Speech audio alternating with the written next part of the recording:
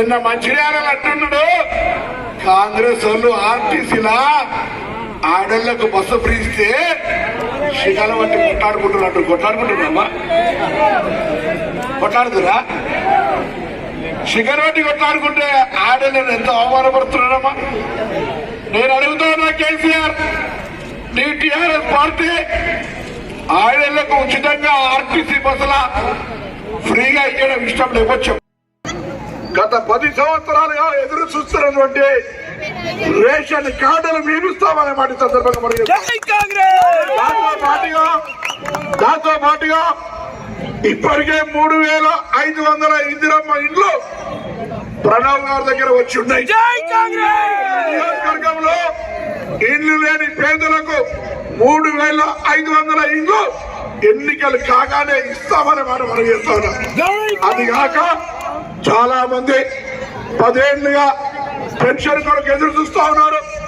వాళ్ళందరికీ విశ్వాసం ఇస్తా ఉన్నాం. ఇలా ఈ హుజరాబాద్ చౌరస్తాకి కొత్త వాళ్ళందరికీ కూడా పెన్షన్ 4000 ఇస్తూ, పాత వాళ్ళకు కూడా 4000 రూపాయల పెన్షన్ ఈ ఎన్నికలు కాగానే ఇస్తామనేటువంటి మాట సందర్భంగా మరి అది కాక దయచేసి అమ్మా ఒక్క మాట చెప్పండి. ఇలా కేసీఆర్ గారు ఎన్ని అబద్ధాలు చెప్తుండే ఆయనంట తెలంగాణ ఉద్యమం సందర్భంగా కుల సంఘాల జేఏసీని పెట్టుకొని, ఉద్యోగ సంఘాల జేఏసీని పెట్టుకొని, జర్నలిస్టుల జేఏసీని పెట్టుకొని, అందరు జేఏసీని పెట్టుకొని సకల జనులు తెలంగాణ కావాలని కొట్లాడితే పార్లమెంటులో కాంగ్రెస్ అధికారంలో ఎంపీలం మేము కొట్లాడితే పార్లమెంటులో బిల్ పాస్ అయినాడు లేని కేసీఆర్ గారట నేను ఢిల్లీకి పోయి తెలంగాణతో వస్తానని చెప్తున్నాడు.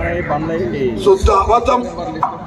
ఇలా మేం సోనియా గాంధీ గారి నాయకత్వంలో తెలంగాణ తెచ్చినాం. అటువంటి తెలంగాణలో కాంగ్రెస్ అధికారంలోకి వచ్చింది. ఆ అధికారంలో ఉన్న కాంగ్రెస్ ను పిల్లి శాపనార్థాలు పెడుతుంటూ కూలిపోతుందంటా ఉన్నాడు. మీ ఆశీర్వాదం ఉంది. ఈ కార్యక్రమాలను అమలు చేస్తాం. ఆలస్యమైంది. నేను ఎక్కువసేపు చెప్పకుండా ఒకటే మాట, ఎవరెన్ని చెప్పినా కాంగ్రెస్ చెప్పిన గ్యారంటీలను అమలు చేస్తుంది. దున్నపోతు గడ్డేసి బర్రెకు పాలు ఉండదు రావు. 5 ఏళ్ళ అధికారంలో ఉంటాం.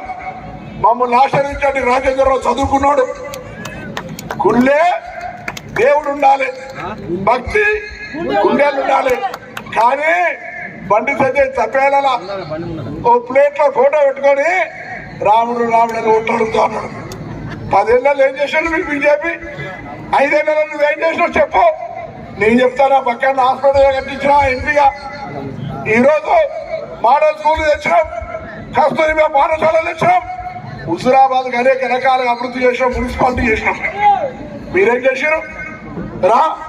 ఇవాళ చర్చ వినోద్ కుమార్ గారు హాస్పిటల్ కూడా అనేకంగా ఇక్కడ అభివృద్ధి చేసినాం. మేము ఆనాడు 14 కోట్ల రూపాయలు కలిపి ఇప్పటివరకు కూడా డెవలప్మెంట్ చేసినాం. మళ్ళా అందుకే అయ్యా దయచేసి కాంగ్రెస్ పార్టీని ఆశీర్వదించండి. మాటలు మతము అబద్ధాలతో నడవదు. చదువుకున్నాడు రాజేందర్. బండి సంజయ్ లెక్క వాళ్ళ నాయన టీచర్ ఉద్యోగం ఇరిగేషన్ డిపార్ట్మెంట్ కాదు. ఇలా నాయన ఎమ్మెల్యే తెలంగాణ ఉద్యమకారులు వెలిచారు జగపతిరావు కొడుకు. దయచేసి ఇలా ఒక ఆలోచన ఉంది. నేను కరీంనగర్ ఎంపీ అయితే చేస్తా అని చెప్తున్నాడు మామూలు మా పార్టీ అభ్యర్థి. బండి సంజయ్ ఏం చెప్తుండు? రాముడు ఫోటోలు వచ్చినాయా, అక్షింతలు వచ్చినాయా? అరే నువ్వేం చేసినావు, ఏం చేస్తావు చెప్పు. నేను ఒకటే చెప్తాను కదా, ఈ రాష్ట్రంలో రేవంత్ రెడ్డి గారి నాయకత్వంలో ఉన్న ప్రభుత్వంలో ఈ జిల్లా మంత్రిగా ప్రతి బాధ్యత ఇన్ఛార్జ్ ప్రణవ్తో పాటుగా నేను అభివృద్ధి చేయడానికి నాకు ఒక పార్లమెంట్ సభ్యులు ఇవ్వండి.